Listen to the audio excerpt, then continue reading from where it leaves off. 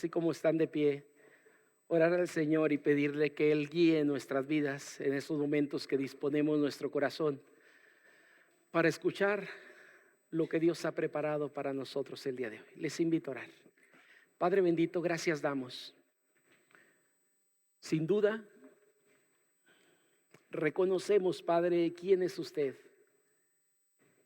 y todo lo que usted hace por nosotros día con día. Gracias porque es un Dios todopoderoso. Gracias porque es un Dios santo y demanda santidad en nuestra vida también. Gracias porque nos permite exaltarle.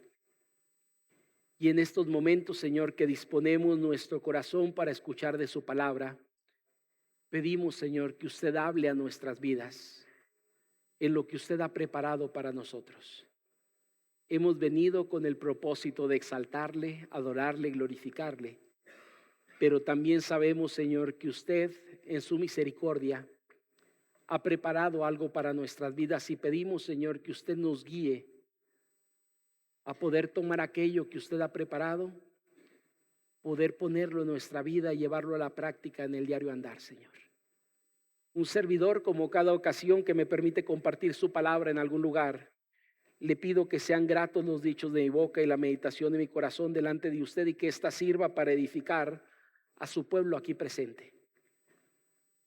Y pedimos, Señor, que usted obre pues en nuestras vidas y nos permita ser edificados. Gracias le damos por todo lo que ha hecho, por lo que está haciendo y lo que seguirá haciendo en nuestras vidas. En Cristo Jesús. Amén. Pueden tomar sus lugares, amados hermanos. Quiero invitarles a mantener por ahí la palabra de nuestro Dios abierta en el pasaje que durante estos minutos estaremos compartiendo. El pasaje se encuentra en Jonás. Había compartido con ustedes que estaré compartiendo dos series a la vez. En algún momento compartiré sobre Jonás y en otra sobre algo de adoración, alabanza hacia nuestro Dios. Y ahorita quisiera utilizar este tiempo por ahí en Jonás, seguir con lo que la semana pasada, por ahí comenzamos la semana pasada. Si ustedes estuvieron por aquí presente o usted quiere ir a la predicación, queda guardada en las redes sociales de nuestra iglesia, Facebook, YouTube, puede usted encontrar la prédica.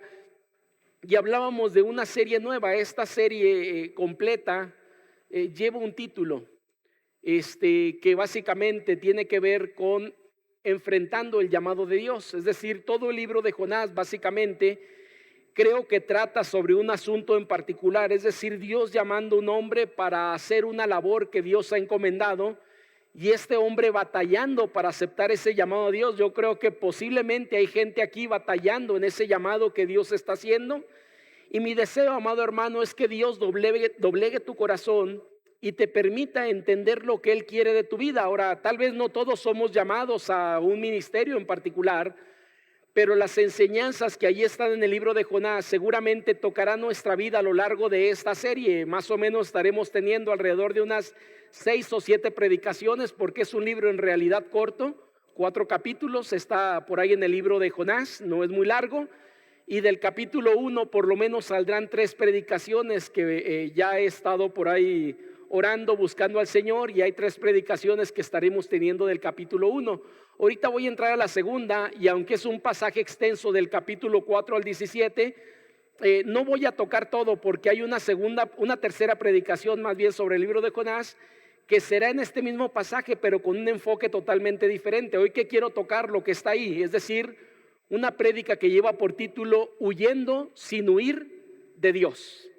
¿De dónde surge esto, amado hermano? En el capítulo 1, versículo 1 al 3, que la semana pasada veíamos, llegamos solamente hasta el verso número 3, y en el verso 3 hay algo que llamó mi atención, por eso el título de la predicación del día de hoy. En el verso número 3 de Jonás capítulo 1 dice: y Jonás se levantó. Recuerdan que dijimos que él había tenido una respuesta a lo que Dios estaba indicando. Dios le dijo: levántate y ve a Nínive a predicar a aquella gran ciudad.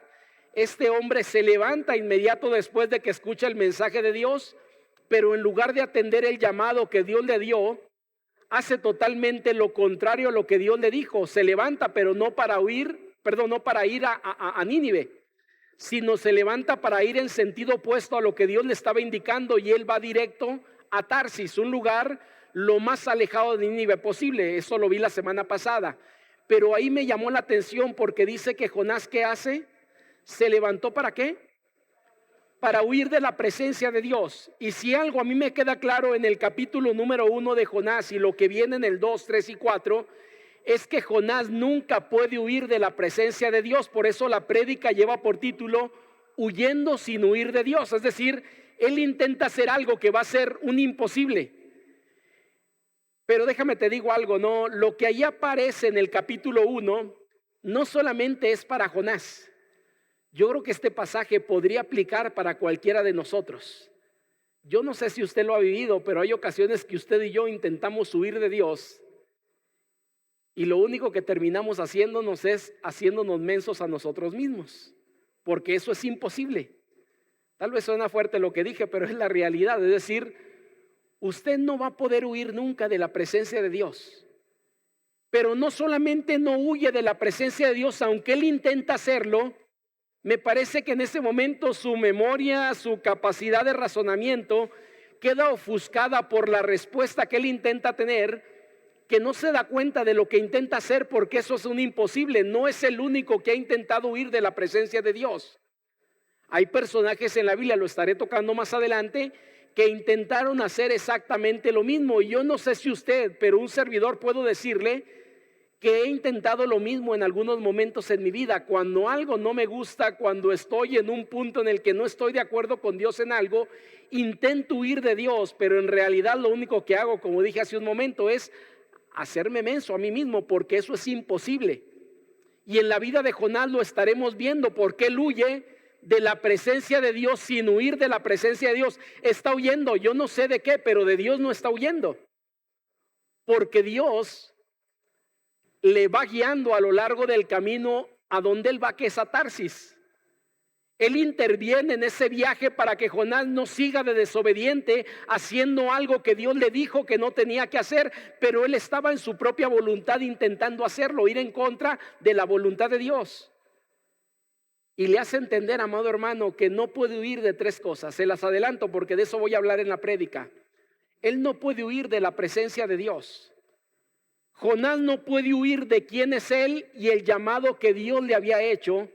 Y Jonás nunca podrá huir, como usted y yo tampoco podremos huir de la voluntad de Dios sobre nuestra vida.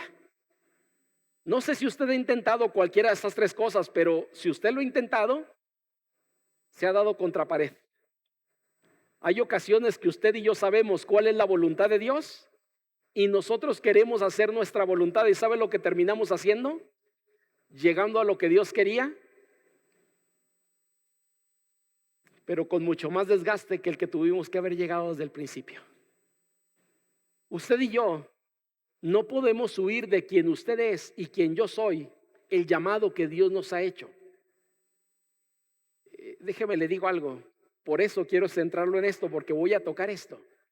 Y en algunos momentos usted y yo queremos o quisiéramos no ser cristianos por algo que queremos hacer e intentamos comportarnos como un no creyente a veces. Y en medio de ello Dios dice, tú eres mi hijo y no puedes esconder quién eres y no puedes evadir el llamado que yo he hecho sobre tu vida. Y como dije ahorita, si usted intenta esconderse de Dios, se dará cuenta de algo, que no hay lugar en que usted se pueda esconder de Dios. Voy a ver esto en la prédica y le voy a invitar a que me acompañe, pero antes de ello, déjeme le digo algo, ¿no? Es interesante, amado hermano, y a la vez incomprensible, que un hombre de Dios y que se supone conocía a Dios, intente huir del Dios llamado Jehová, el Dios de los ejércitos, el Dios del pueblo judío, el Dios de los hebreos. Porque hay una cualidad que él tiene, usted recuerda, bueno, son varias, pero hay tres ovnis que hablamos de él, ¿no? Dígame una de ellas que usted no puede huir de su presencia.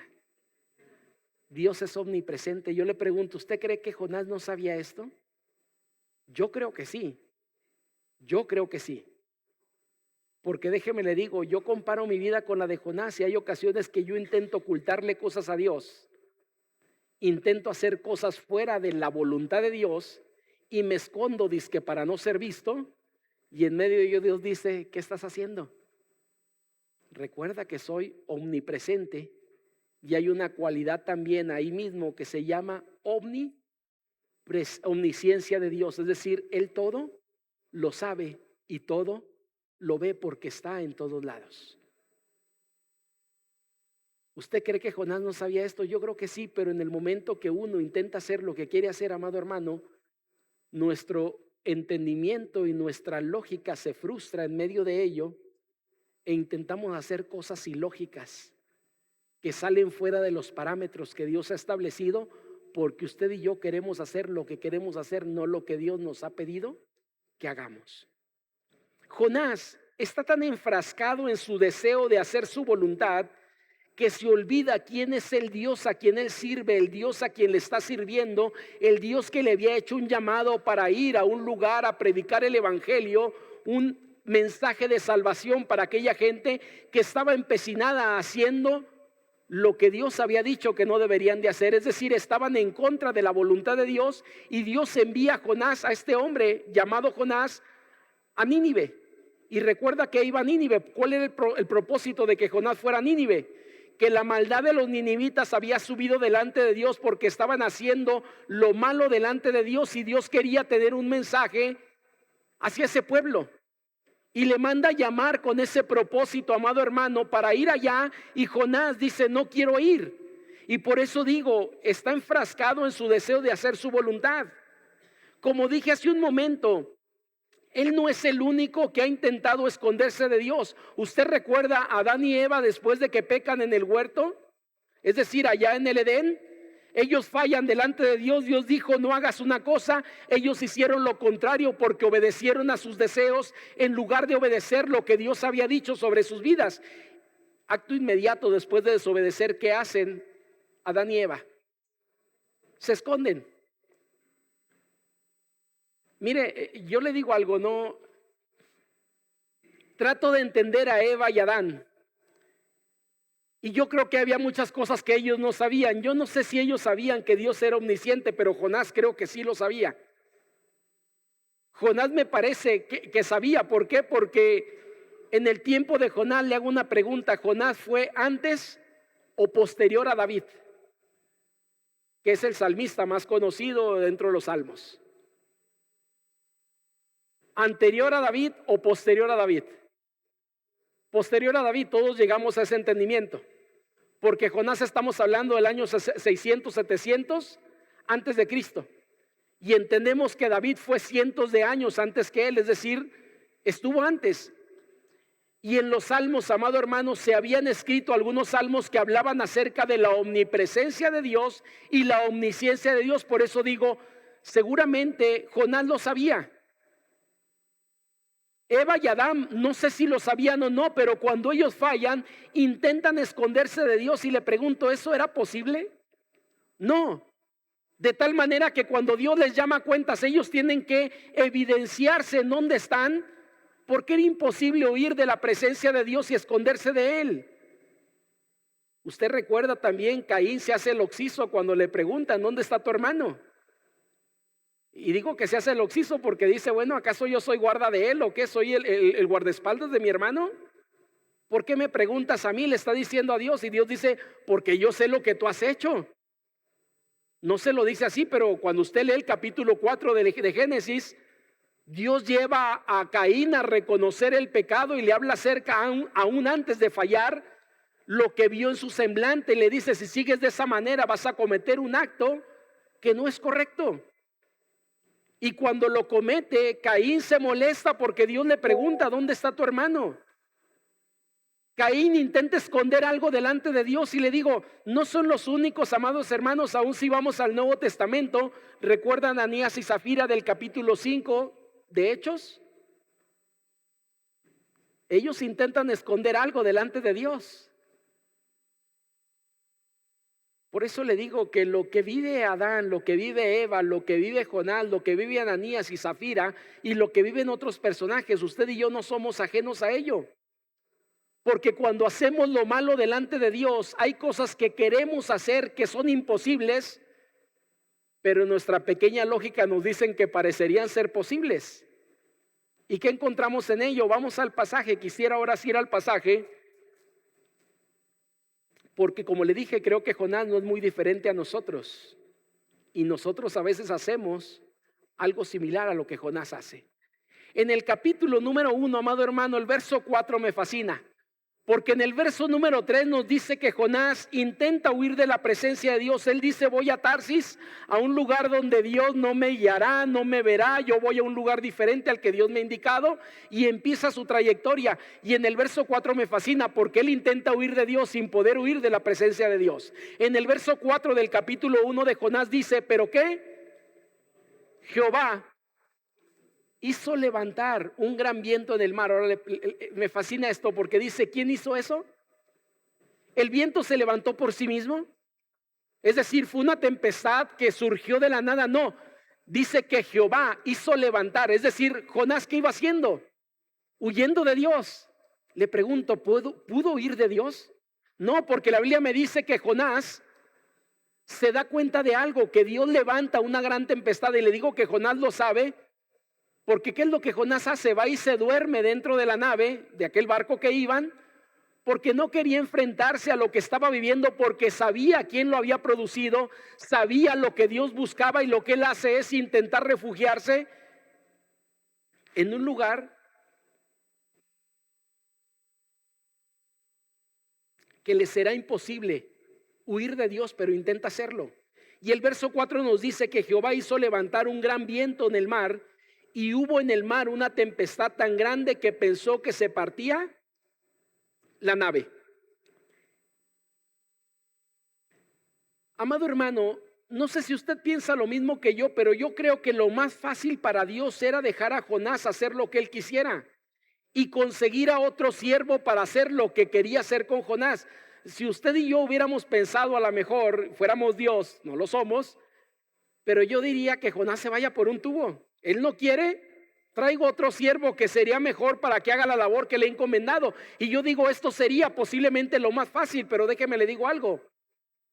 Dios no va a ser lo más fácil. Dios va a hacer siempre lo que es mejor para nosotros. Y lo mejor para nosotros no era que Jonás hiciera su berrinche y se fuera por un lado completamente diferente al que Dios le había indicado. Déjeme le digo, esto lo vivimos usted y yo en nuestra casa. Quien tiene hijos se dará cuenta que el hijo intenta hacer su berrinche. Y le pregunto, ¿qué es lo más fácil cuando el hijo hace su berrinche?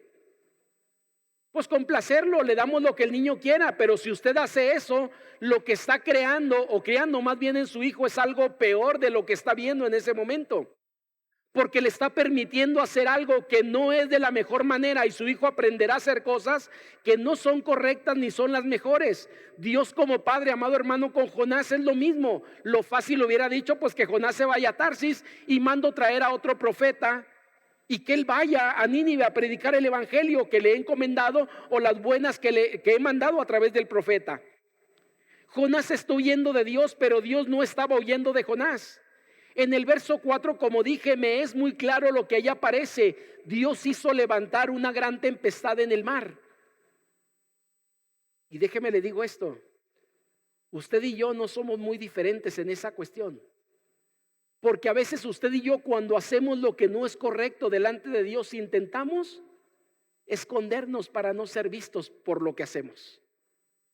Somos como los niños. Déjeme le digo, si usted ha tenido niños pequeños, hay solamente un niño en casa, usted tiene un pastel y ese niño va y mete los dedos al pastel, pero lo hace de manera escondida.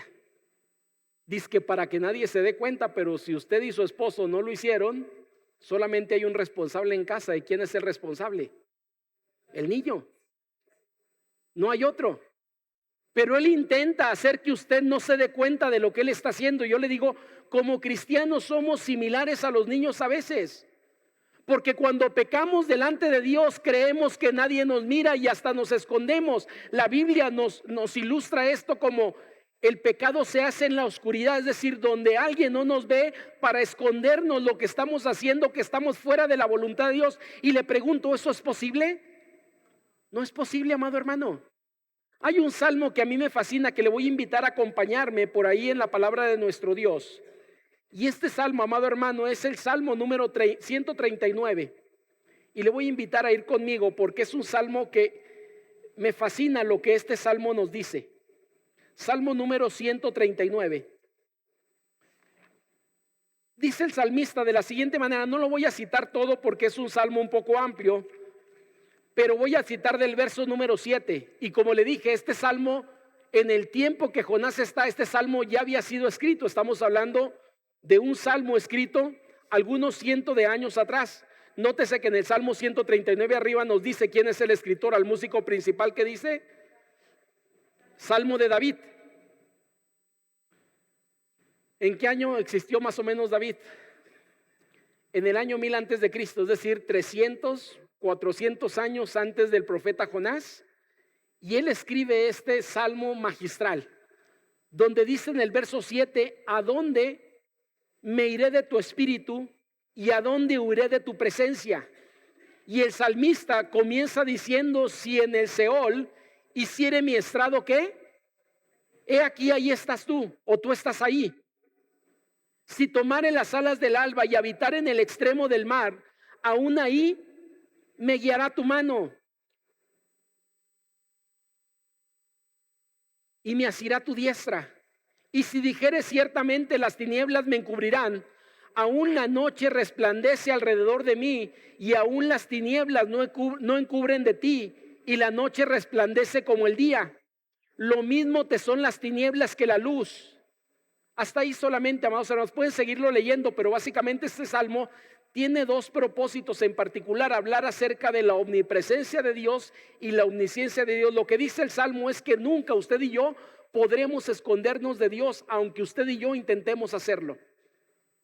Aun cuando queramos cometer cosas que no son correctas delante de Dios y busquemos la oscuridad para poder hacer eso, es decir, donde nadie nos vea, déjeme le digo algo, tengo una mala noticia para usted y para mí, o yo llamaría una buena noticia, y esa buena noticia es que Dios está ahí presente viendo lo que usted y yo hacemos. Si algún día a usted y a mí se nos ocurre, por nuestra cabeza pasa el pensamiento que puedo adulterar sin que nadie me vea, recuerde que Dios está viendo lo que usted y yo estamos haciendo. Si algún día por nuestra minúscula razonamiento pasa que puedo tomar algo que no es mío, a final de cuentas nadie me ve, recuerde que Dios está ahí y Él está viendo lo que usted y yo estamos haciendo. El día que yo quiera hacer algo fuera de la voluntad de Dios, puedo intentarme esconder, pero entiéndase que nunca lo va a lograr, porque Dios está presente en cualquier lugar a donde usted y yo podamos intentar huir. Por eso dice el pasaje, Jonás intenta huir. Abrimos por ahí, hermano Gus, por favor. Y el título de la prédica, recuérdelo, porque este nos va a estar guiando, huyendo sin huir de Dios. ¿De qué? De su presencia. Creo que me equivoqué en lo que mandé, pero era presencia. Sí, ahí creo que aparece como presencia. Presencia de Dios. De que está presente, en pocas palabras, ¿sale? No, escúchenme, lo que está ahí no es lo que no es lo que yo estoy diciendo. Yo digo presencia de Dios, no presencia. Estoy hablando de la presencia de Dios. Es decir, ahí cámbiale y póngale presencia. ¿Sale? Porque no es lo que quise poner ahí. No sé si brincó el mensaje, lo que mandé o algo por el estilo, pero es presencia de Dios. Porque de eso estamos hablando. Él intenta esconderse. Y Dios está presente donde sea que Él está. Cuando Jonás toma la nave para ir a Tarsis, le pregunto, ¿usted cree que Dios estaba viéndolo? Sí. Y cuando sacó el dinero para pagar, ¿usted cree que Dios estaba viéndolo? Sí. Y cuando parte la nave hacia Tarsis, ¿Dios estaba presente ahí? Claro. Y cuando él baja, desciende en la nave, es decir, a la parte donde se va a dormir, ¿usted cree que Dios estaba viéndolo? Sí, amado hermano, él no puede huir de la presencia de Dios. Por más que intenta hacerlo, no puede huir de esa presencia de Dios en su vida. Y usted y yo tampoco podemos hacerlo. Pero hay una segunda cosa que ahí aparece, que aparece en el verso lo puse en el verso número 8. Voy leyendo por ahí lo que tenemos, ¿sale? En el capítulo número 1 de Jonás, donde estamos, dice el verso 5: pero los marineros tuvieron miedo y cada uno clamaba a su Dios y echaron al mar los enseres que había en la nave para descargarla de ellos. Pero Jonás había bajado al interior de la nave y se había echado ¿qué? A dormir. Y el patrón de la nave se le acercó y dijo: ¿qué tienes, dormilón? Levántate y clama a tu Dios, quizá él tendrá compasión de nosotros y no pereceremos. Y dijeron cada uno a sus compañeros: venid y echemos suertes, etcétera, etcétera. Me gustan estos versículos, amado hermano, del verso 5 al verso número 6, por una cuestión. Porque lo que ahí aparece básicamente es una cuestión en particular. Ellos sabían que lo que se estaba levantando en el mar no era algo típico o normal. Era algo que solamente alguien superior a ellos podía hacer. Ahora, déjeme le digo algo. Se supone que los navegantes que van en ese barco, en esa embarcación, no sé qué tan grande era, pero eran marineros experimentados. Si usted y yo nos subimos algún día, no sé si usted se ha subido, pero a un crucero, y seguramente el día que nos subamos a un crucero sentiremos que todo se voltea, y seguramente el capitán del navío dirá: no se preocupe, eso es algo normal en el mar. Para que el capitán del navío en el que van se altere de la forma como está alterado, eso implica que lo que estaban viviendo en el mar era algo que estaba más allá de lo que ellos normalmente veían constantemente. Y por eso sabían que era producido por alguien mayor que ellos. Nótese que el capitán dice: cada quien estaba orando, había muchos en la tribulación y cada quien oraba a sus deidades. Y él va y le dice a Jonás: levántate también tú y ora, no sé quién seas ni de dónde vengas, pero ora a tu Dios y quizá tu Dios tendrá compasión de nosotros, porque sabían que había algo fuera de lo normal dentro de aquel viento y aquella tempestad que se habían levantado. ¿Por qué? Porque el versículo 4 nos dice: ¿quién estaba detrás de esto? Jehová. Él había levantado lo que ahí estaba. Verso 8. En el verso 8 dice lo siguiente: entonces dijeron ellos: decláranos ahora por qué nos ha venido este mal, qué oficio tienes y de dónde vienes, cuál es tu tierra y de qué pueblo eres. Verso 9, amados hermanos: y él le respondió: soy hebreo y temo a Jehová, Dios de los cielos, que hizo el mar y la tierra. Verso 10. Y aquellos hombres temieron sobremanera y le dijeron: ¿por qué has hecho esto? Porque ellos sabían que huía de la presencia de Dios, pues él se los había declarado. La segunda cuestión: ¿de qué no puede huir Jonás? No solamente de la presencia de Dios, tampoco puede huir, segunda cosa, abrimos por favor, del llamado que Dios le había hecho. Las preguntas son interesantes, ¿no? Porque las preguntas que le hacen es: ¿quién eres? ¿A qué te dedicas? ¿De qué nación eres o de qué tierra vienes? Y todo eso llevaba a un mismo lugar. Le pregunto: ¿quién era Jonás? Un siervo de Dios. ¿Cuál era su oficio? Profeta. ¿De dónde era? De los hebreos. Es decir, todo eso iba a parar a donde mismo. Y por eso digo, él no puede huir del llamado que Dios le había hecho. ¿Cuál es el llamado que Dios le había dado a él, amado hermano? Un llamado de profeta para ir a una nación enemiga, Nínive, y predicar la salvación para aquel pueblo que estaba a punto de perecer por causa del pecado que estaban cometiendo. Déjeme le digo esto: la Biblia nos dice que los dones que Dios le ha dado a usted y el llamado que le ha dado son irrevocables. Dios no cambia de parecer. Lo que Dios le ha dado para hacer, en pocas palabras, es algo que usted necesita entender y practicar en su vida, porque lo que Dios le dio no se lo dio para que usted lo presuma. Se lo dio para que usted pueda servir a Dios con aquello que le ha dado, que es lo mismo que Jonás tenía. Le pregunto, le dije ahorita: ¿quién era Jonás? Un siervo de Dios. ¿Cuál era el llamado? Ser profeta. Ir a dar un mensaje a Nínive. Y aquello que Dios le había dado, amado hermano, Jonás lo estaba desperdiciando en algo que no era lo correcto. Es decir, estaba yendo a un lugar que no era el que Dios le dijo. Estaba yendo allá para descansar en lugar de estar haciendo la labor que Dios le había encomendado. Y yo creo que algunos hermanos hoy en día o hermanas podemos estar haciendo esto.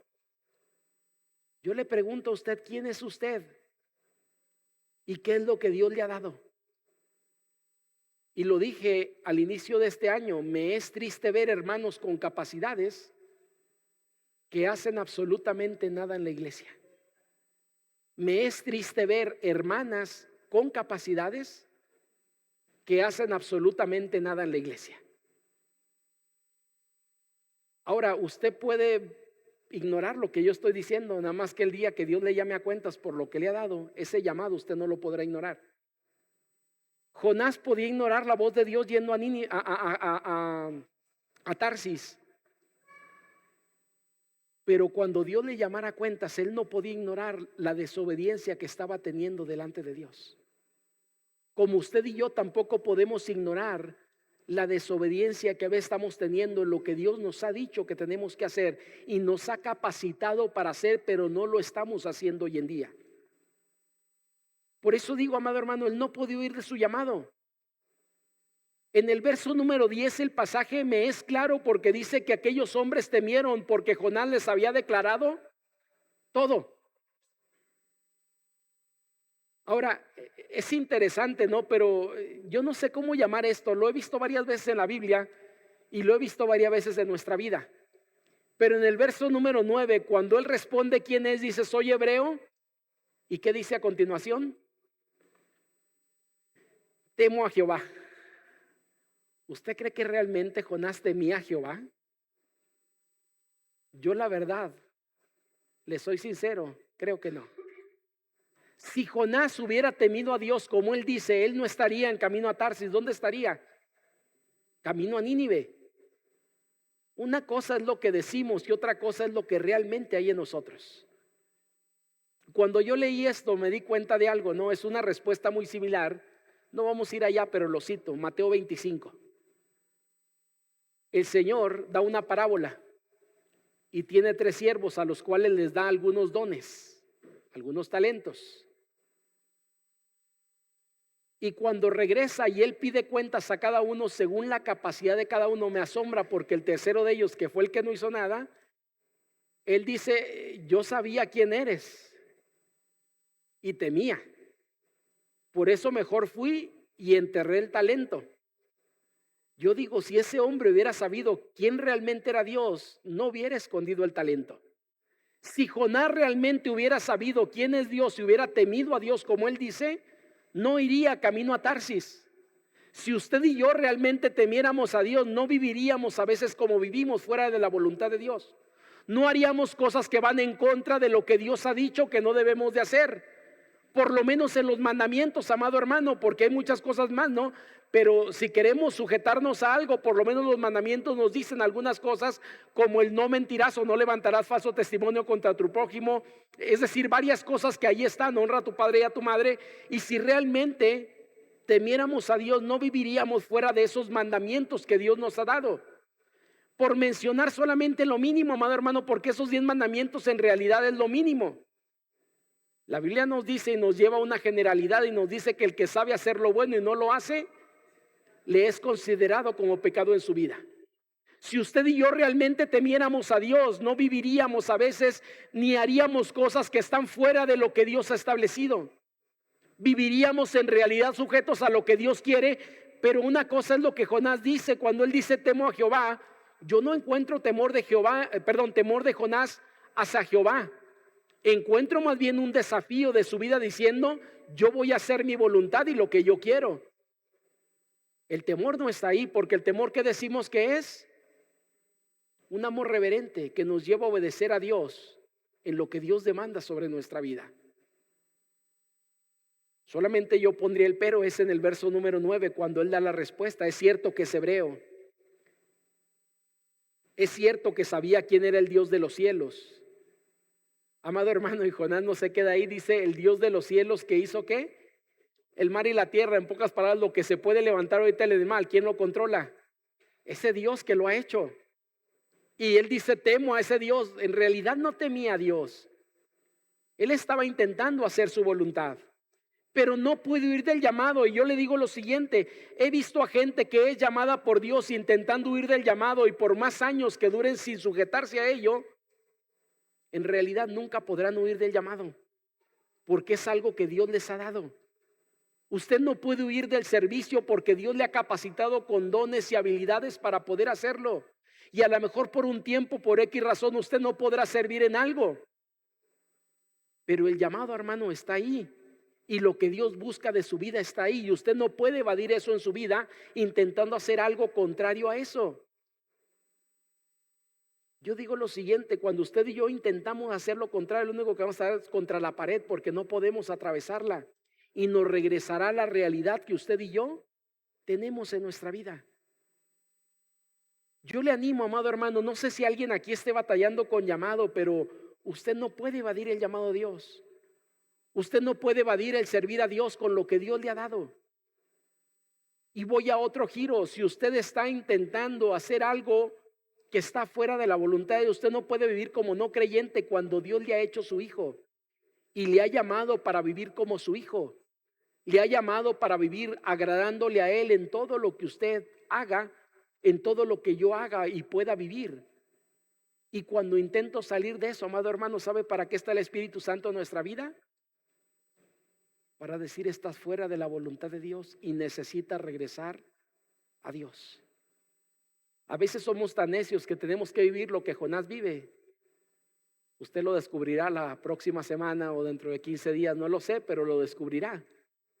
O puede leerlo antes, ¿no? Pero se lo compartiré de todas maneras en una prédica, porque a final de cuentas él vive consecuencias.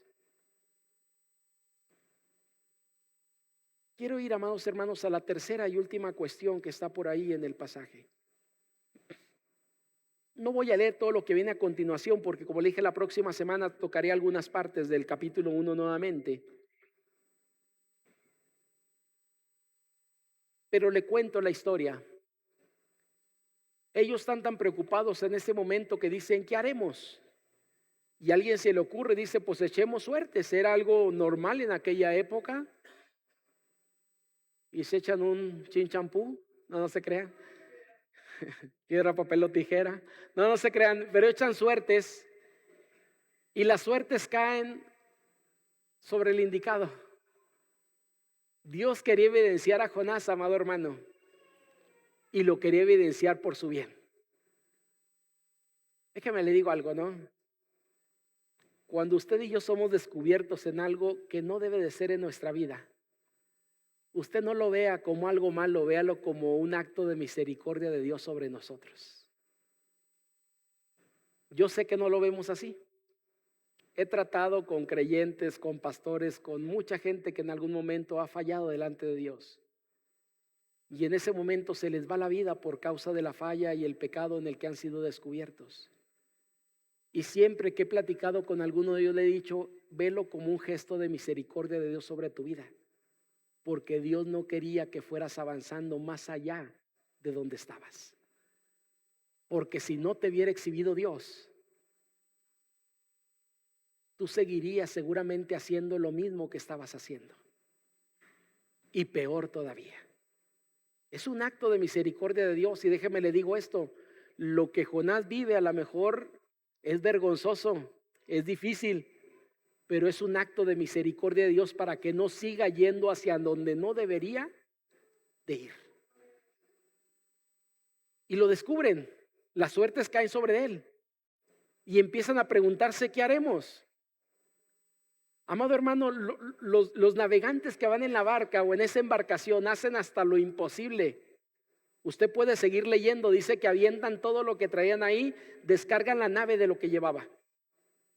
Si era frijol, era arroz, era comida, porque la mayoría de esos barcos, más que llevar personas, se dedicaban a llevar cargamento. Transportaban de un lugar a otro y ganaban de esa manera. El barco iba cargado seguramente. Y empiezan a aventar todo. ¿Por qué lo avientan? Pues esto es lógico. Un barco que va pesado, es decir, lleva carga abajo, lo que hace es sumirse un poco más en el agua. Y ante una tempestad, las olas son más posible que le brinquen arriba al barco y lo vayan sumiendo poco a poco por lo que puede entrar. lo que hacen es aventar todo lo que hay para que el punto de lo que va sumergido no quede tan abajo, sino la barca pueda levantarse. Tiene un poquito menos de estabilidad, pero el agua le alcanza menos, y es lo que ellos hacen, avientan todo lo que traen, lo van sacando. Pero dice la Biblia que ni aún con eso logran estabilizar nada.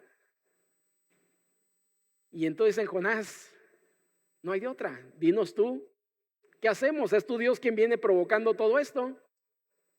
Tú eres el causante de todo lo que estamos viviendo. ¿Qué hacemos? Y Jonás, amado hermano, con toda la sensatez, a mí me parece, él dice, pues échenme al agua. Lo agarran y Jonás quiere volar y lo avientan al agua. Verso último, que es el verso 17 del capítulo. Regresaré la próxima semana a otros versos que no toqué porque hay una tercera prédica aquí. Pero el verso 17 me parece importante lo que dice. Pero Jehová tenía ¿qué? Preparado un gran pez que tragase a Jonás. Y estuvo Jonás en el vientre del pez 3 días y 3 noches. ¿Sabe cómo le llamo a esto en la prédica? Jonás está huyendo sin huir de Dios. No puede huir de la presencia de Dios. No puede huir del llamado que Dios le había dado. Y tampoco puede huir de la voluntad de Dios, amado hermano. Voy a adelantarme un poquito, a trolear un poquito este asunto, pero a spoilear dirían algunos de los muchachos hoy en día, ¿no? Pero ¿cuál es el propósito de aventar a Jonás al agua y que el pez lo estuviera esperando? Llevarlo a hacer la voluntad de Dios y no la voluntad que él estaba haciendo. Este pez lo agarra de donde lo deja. No sabemos dónde lo tira, pero va rumbo a Tarsis, camino opuesto hacia Nínive. La ballena, no se crean, la ballena no, el pez lo agarra, lo traga y lo lleva ¿a dónde? En el capítulo 3 vamos a encontrar esto, va y lo escupe, lo vomita, como quiera llamarle, pero va y lo avienta a la orilla de Nínive para que haga lo que Dios le había encargado que hiciera. ¿Sabe cómo se llama esto? Que usted y yo no podemos huir de la voluntad de Dios por más que intentemos hacerlo. Usted puede esforzarse todo lo que quiera. Yo puedo esforzarme todo lo que quiera para ir en contra de lo que Dios ha dicho.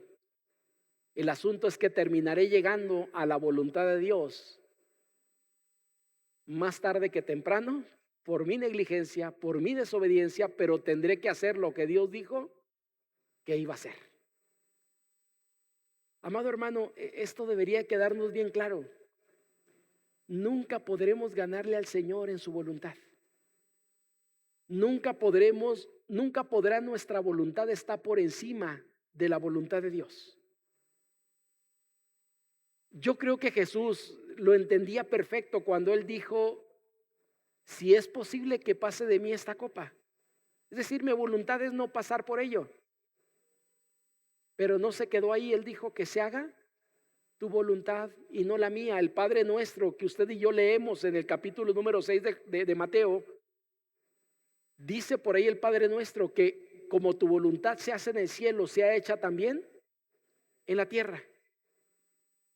Lo que él está diciendo básicamente, amado hermano, usted y yo no podemos huir de su voluntad.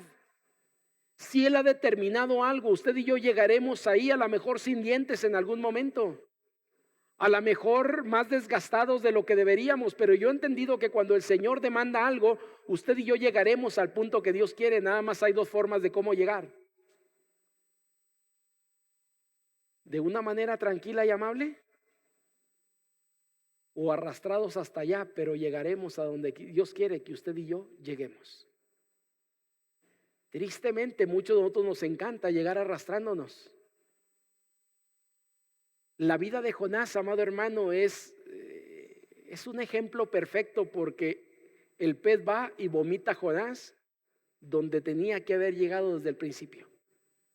Jonás quiso el camino largo y complicado. Y usted y yo a veces elegimos ese camino largo y complicado, pero entiéndase, llegaremos a donde Dios quiere que lleguemos. Iremos allá porque tenemos que ir. Él lo dijo y se hará como Él quiera, porque es imposible que usted y yo cambiemos la voluntad de Dios, brinquemos la voluntad de Dios o podemos evadir la voluntad de Dios. Eso sería imposible. Llegaremos allá. En el verso número 17, amado hermano, dice: Dios tenía preparado ¿qué? Un gran pez. A Dios no se le ocurrió en el momento, Él sabía lo que iba a hacer, produjo la tempestad, Él estaba al control de todo y sabía que Jonás resultaría culpable de lo que estaba sucediendo en el mar, y sabía también lo que sucedería, que la única forma para liberarse de ese problema era aventarlo al agua, y en el agua Dios tenía ya preparado el instrumento necesario para que Jonás llegara a donde tenía que ir. Le hago una pregunta, ¿no creo que hubiera sido mejor que Jonás llegara en una barca, como tuvo que haber llegado? Que el dinero que invirtió para ir a Tarsis hubiera invertido para ir en una nave hacia Nínive. ¿No hubiera sido mejor llegar de pie, bajarse de la barca y empezar a caminar a lo que Dios le dijo que tenía que hacer? Sí, todo eso hubiera sido mejor. Pero Jonás elige irse en un transporte que no era común. Bueno, él no lo eligió, pero Dios lo tenía elegido. Y era un gran pez. Amado hermano, en el capítulo 2, Jonás nos narra qué es lo que estar dentro de un pez, cómo se siente, lo que él vive adentro. Y por lo que entiendo, amado hermano, no era un viaje de primera ni en la mejor categoría. Era lo peor que pudo haber vivido. Pero él eligió a través de sus decisiones incorrectas llegar a ese punto. Pero la voluntad de Dios, usted y yo no podemos evadirla. En la Biblia hay personajes, amado hermano, y cuando alguien ha intentado evadir la voluntad de Dios, no le ha ido de la mejor manera, y usted y yo hemos experimentado esto seguramente en carne propia. Fuera de la voluntad de Dios solamente habrá desastre para nuestra vida. El problema de Jonás es que ese desastre él mismo lo produjo. Y él mismo fue calculando su desastre poco a poco. Usted puede leer el capítulo 1. Él desciende a Jope, es decir, donde estaba desciende a Jope. De Jope desciende hacia la nave, o donde partía la nave. Y en la nave desciende todavía al fondo de la nave, es decir, pura bajada, en pocas palabras. Su vida era de bajada, no era de subida. Poco a poco va sumiéndose en ese punto en el que él está. Yo le digo algo, amado hermano, en algunas ocasiones usted y yo llegamos a puntos críticos en nuestra vida porque hemos tomado decisión tras decisión equivocada. Hemos ido descendiendo en la voluntad de Dios, no siguiendo a Dios, sino siguiendo mis deseos, siguiendo lo que yo quiero hacer, siguiendo donde a mí me parece estar a gusto, donde yo estoy cómodo. Y Dios dice: no, David, eso no es lo que tú necesitas. Sabe que para mí cada ocasión que Dios me ha puesto a decidir en algo en su voluntad, para mí es difícil a veces porque no es lo que yo quiero. No es lo que a mí me gustaría. Pero entiendo que es algo que Dios quiere, y Dios no siempre nos pone lo fácil para que usted y yo podamos vivir en ello. Es más, le puedo decir que en la mayoría de las ocasiones es nadar contracorriente en muchos de los proyectos que Dios pone. Y en medio de ello, amado hermano, usted y yo tenemos dos opciones: o irnos por la forma tranquila, evadiendo la voluntad de Dios, o aceptar la voluntad de Dios con todos los contras que ésta pueda tener. Mire, ahorita le digo, he compartido esto en algunas ocasiones, se lo repito nada más así de forma rápida. En los 3 movimientos que Dios me ha dado en cuestión de ministerio, ninguno de ellos han sido mi opción primaria. Cuando Dios me llamó al ministerio y me llevó a México para prepararme, mi opción no era México. Yo no quería ir a México, pero Dios me llevó en contra de mi voluntad. Llego a México y resulta que México sí me gustó. Y duro ahí 6 años, más o menos 5 años y medio. Yo dije: yo creo que aquí me gustaría estar más de 40 años. Estaba cómodo, me estaba yendo bien en el ministerio. Y Dios dice: regresas a la laguna, pero ahora ya no como pastor, sino como director de un seminario. Yo he platicado esto y mi papá lo que me dijo es: no te vengas, quédate allá en México. No porque no me quisiera, él dijo, aquí las cosas están mal. Y si tú te vienes aquí a la laguna, posiblemente hay un problema. Y el problema es que tu ministerio puede durar meses como puede durar máximo un año. Y ahí voy llorando de México a la laguna. No me gustó. Me gustaba México para vivir más. Si usted me pregunta y me dice cuál es la ciudad que más le gusta para vivir, yo diría México, el área metropolitana, no necesariamente el DF, pero yo sé que algunos lo odian, no les gusta estar ahí, no les gusta el tráfico. A mí me encanta. Y cuando estoy en Torreón y me está yendo bien y estoy cómodo y todo, y Dios me dice ahora a Durango, yo digo, no quiero ir a Durango. Dios tenía un proyecto para mí, pero yo no lo sabía y no quería. Amado hermano, en los 3 movimientos de ministerio yo pude hacer mi voluntad de decir me quedo aquí, pero ¿sabe algo? He visto a gente hacer su voluntad y no la de Dios. Y he visto pagar el precio por eso. Y yo prefiero mejor no ponerme en contra de lo que Dios quiere, a pesar de no estar de acuerdo con lo que Dios demanda. Esta es la historia de Jonás. Él no estaba dispuesto a pagar el precio de hacer la voluntad de Dios. Pero a final de cuentas tuvo que pagar un precio. La próxima semana o entre 15 días lo estaremos viendo. La voluntad de Dios, amado hermano, es perfecta, dice la Escritura. No siempre nos agrada, pero es perfecta y es lo mejor para nuestra vida. Pero me siento como niño cuando hablo de la voluntad de Dios, porque yo sé qué es lo mejor para mis hijas. El problema es que ellas no saben qué es lo mejor para ellas. Yo digo, de igual manera Dios sabe qué es lo mejor para nosotros, pero el problema es que usted y yo no sabemos qué es lo mejor para nosotros. Y a veces intentamos tomar nuestras decisiones creyendo que eso es lo mejor, cuando en realidad Dios dice no, y te voy a llevar a donde te dije que te iba a llevar, o caminando o de otra manera, pero vas a llegar ahí. Usted y yo, amado hermano, elegimos nada más cómo queremos llegar, no elegimos a dónde vamos, elegimos cómo queremos llegar allá. Y ante la voluntad de Dios yo he entendido mejor que flojito y cooperando. Es decir, lo que Dios diga, pues adelante, Señor. Si tú tienes eso, vamos a eso. No sé por qué, no sé cómo, pero yo he entendido que Dios no nos manifiesta todo de un momento a otro.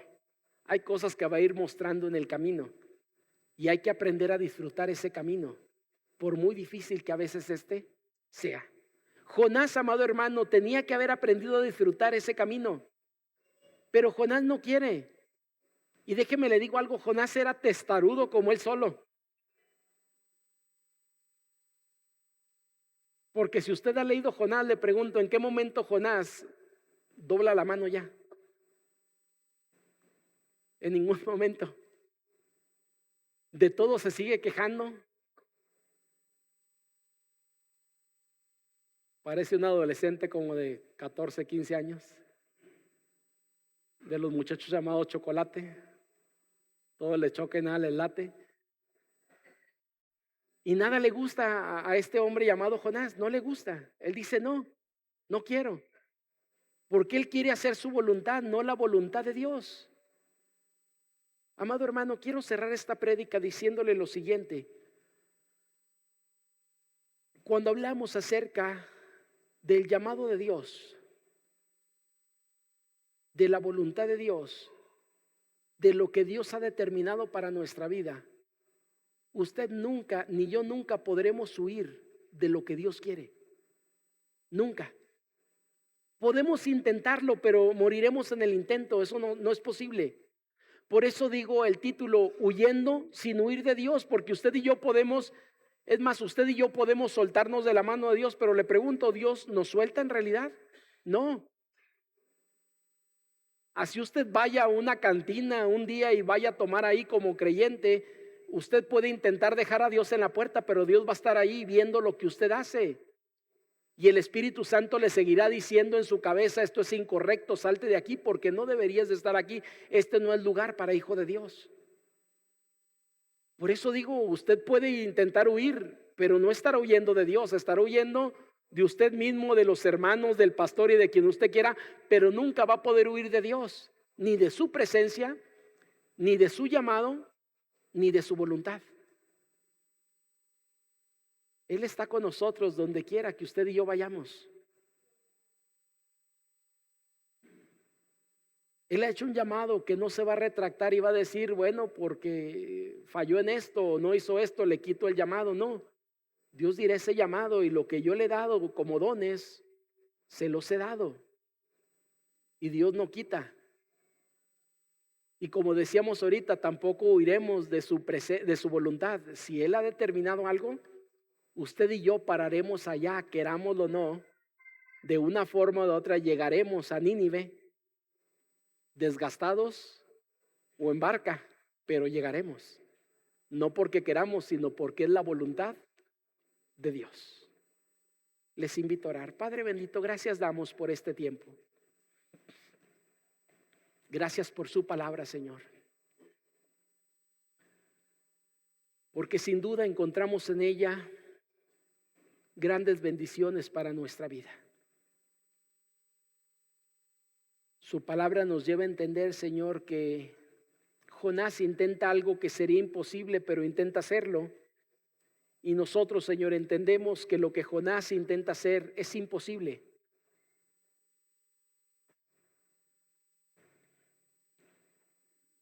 Él intenta huir de su presencia yendo a un lugar donde no era el correcto. Pero usted le va acompañando en ese viaje, Señor, de tal manera que hace levantar la tempestad. Porque tenía un propósito en la vida de Jonás y un proyecto para su vida. Él no puede huir, Señor, de quién era, porque era hijo suyo, era un siervo suyo, era alguien a quien usted había llamado para el ejercicio de ese ministerio. Y él intentaba, Señor, fingir ser alguien que no era. Pero tiene que confrontarlo usted, Señor, a través de aquellos marineros con las preguntas que les hace. Y él no le queda de otra más que entender que estaba fuera de su voluntad, Señor. Y esa es la tercera cosa de la que no podemos huir. Usted ha trazado, Señor, las líneas hacia dónde quiere llevarnos. Usted ha trazado, Señor, el proyecto de vida para cada uno de nosotros. Y entendemos, Señor, que eso no podemos cambiarlo. Permítanos, Señor, aceptar su voluntad en nuestra vida. Permítanos disfrutar, Señor, ese trayecto que usted ha trazado para nosotros y disfrutar hacer su voluntad, Señor. El salmista decía que hacer su voluntad le agrada, Señor, y ese sería nuestro deseo. Gracias por su palabra, Señor. Quiero invitarle a seguir orando. Solamente quisiera hacer un llamado. No sé si usted está intentando huir de Dios en algo, pero eso es imposible. Y lo que yo le invito es a platicar con Dios. Y si hay algo que Él está hablando a su vida el día de hoy, reconocerlo. Si usted ha fallado delante de Dios, decirle: Señor, perdón por todo este tiempo estar en contra de lo que tú has establecido para mí. Y te pido que acomodes las cosas de tal manera que yo pueda hacer tu voluntad, que la entiendo. Y aunque me ha costado asimilarla, hoy quiero aceptarla y hacer lo que tú has llamado que yo tenga que hacer en mi vida. Si usted está en esa condición, le invito a orar ahí en su lugar. Le invito a ponerse a cuentas con Dios. Le invito a entablar un compromiso con Dios. Padre, usted escucha el corazón de aquel que está orando delante de usted.